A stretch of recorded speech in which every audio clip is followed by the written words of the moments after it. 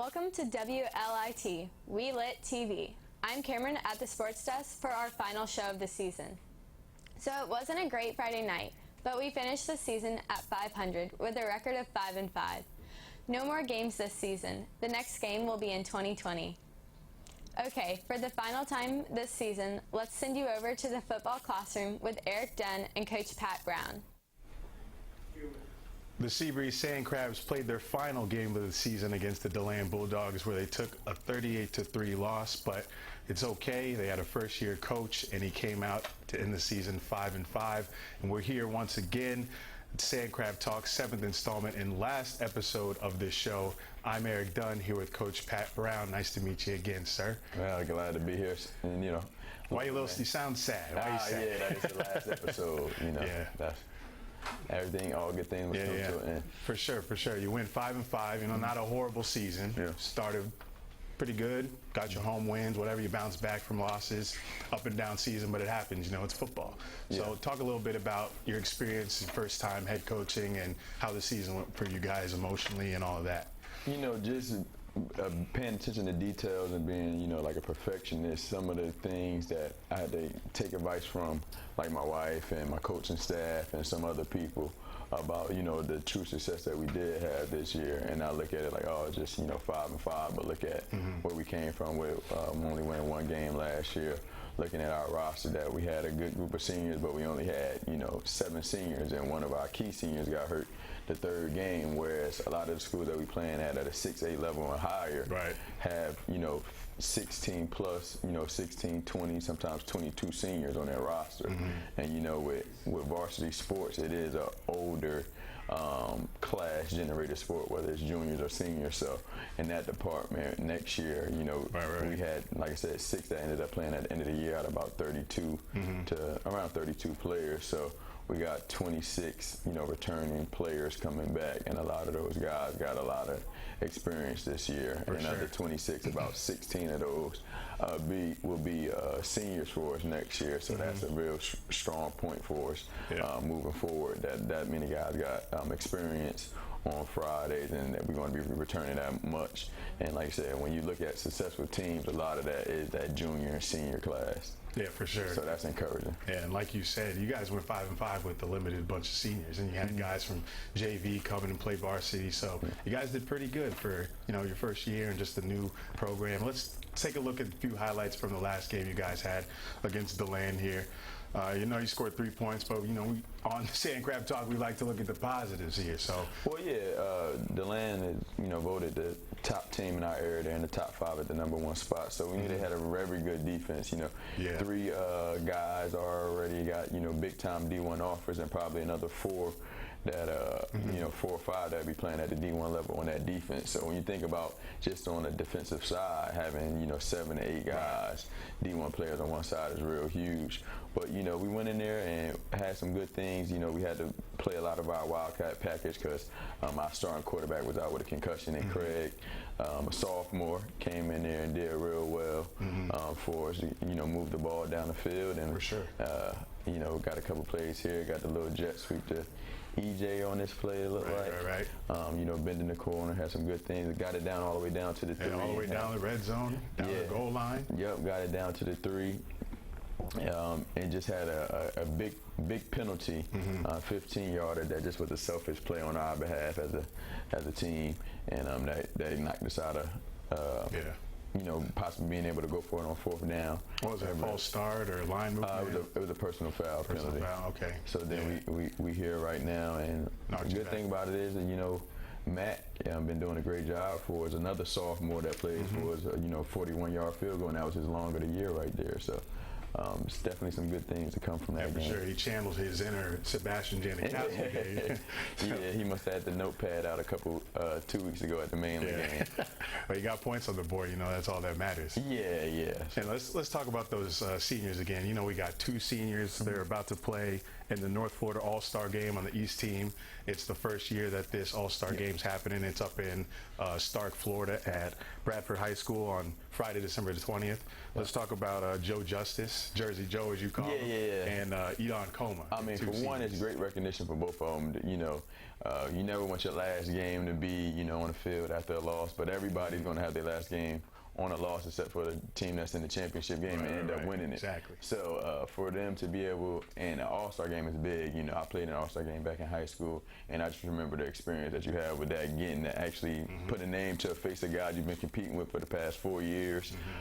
You know, they've been your rivals this whole time, and now y'all might end up being on the same team and going against guys, you know, you've been hearing about or reading about in the newspaper. So that's just a great camaraderie. You know, y'all swap stickers and stuff like that, put it on each other's helmet and things like that.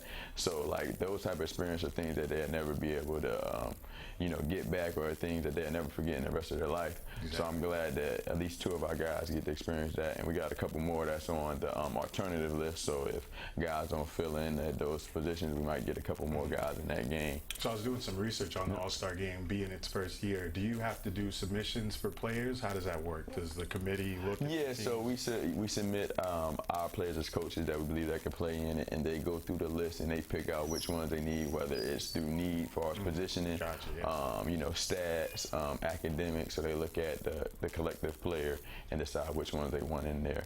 And I mean, with Jersey Joe, it's a good situation for him, for both of them, but definitely Jersey Joe for the fact that his last game was after he broke his ankle, you know, at that Atlantic weekend. You know, what better way than thinking, all right, you know, you're not going to play football your whole senior year, and then you get recognized and able to play in a game on December 20th in the All-Star Game. So that just shows you that, you know, hard work doesn't go unnoticed. Even that committee was able to dive in there and look into like some of his stats in those 3 games, some of the things that he do off the field, and vote him into that game. So, you know, I'm happy for him, happy for him and his mom and the program parts.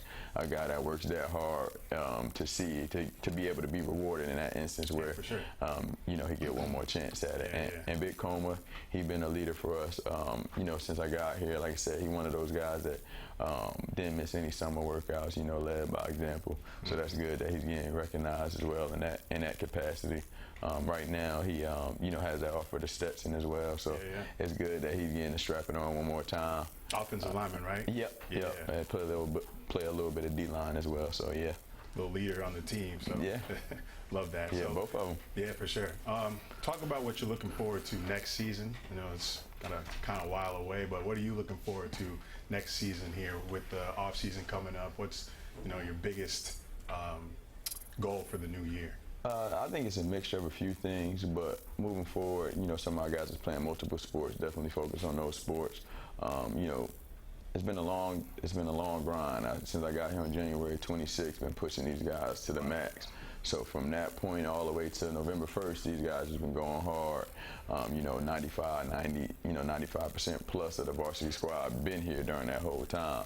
So that's a long tenure and strain on your body, especially with, you know, in Florida you having spring ball too, so that's a little, you know, like a third of a season, because you're going hard for 4 weeks, and it ain't no, all right, we're going to scale it back on a Thursday because we got a game, or Wednesday, Thursday because we got a game on a Friday.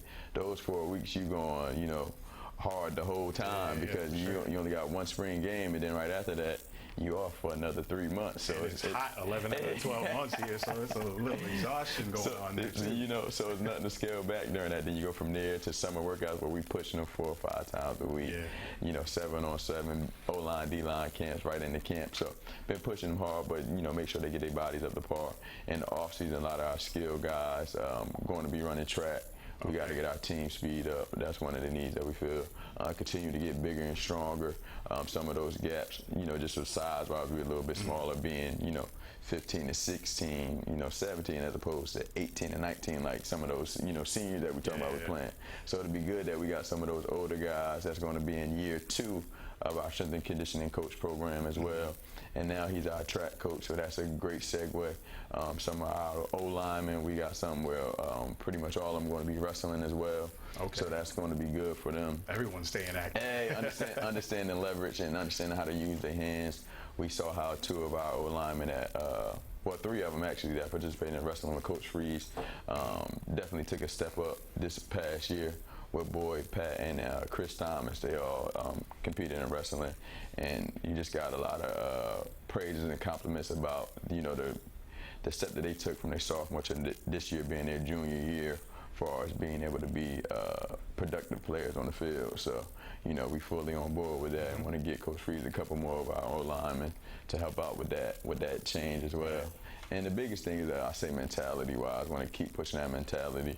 So it's not always the coaches holding everybody accountable, things like that, but it's a player's game. So at the end of the day, the player's going to run the team when it comes to, all right, when we're not there, you know, doing the right thing, what are you guys holding some of your teammates to? And when you get guys doing that at a high level and holding their teammates accountable on the football field, then you start having playoff and championship teams.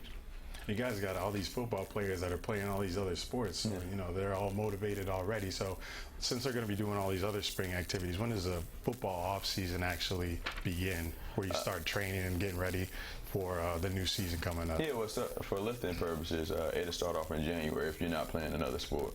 You know, like I said, it's right a good out, thing. right out the gate. Yeah, it's a good thing that a lot of them are, and those are non-mandatory workouts, but it is at their disposal for us. That's a I hope they're in there. Yeah, right. Perfect time for guys to really work on and see, you know, if you knew that your lower half need to get, you know, stronger than working on your squats and stuff like that. If you know, like, your punches hasn't been well, so you know you need to get bigger with upper body, things like that. So just focusing on the things. If you're a receiver and you know you want to get better with catching the ball and that, so auxiliary workouts like getting your grip together and things like that. So we start that up in January. Gotcha.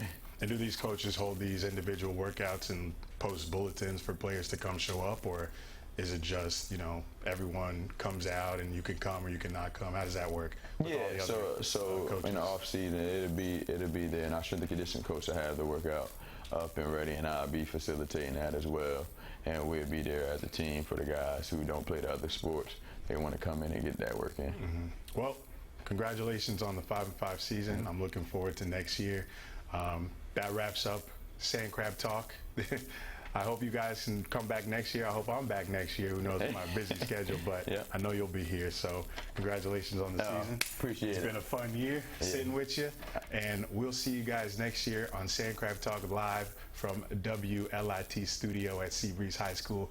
Till next time, till next year, I'm Eric Dunn signing off. Take care, y'all.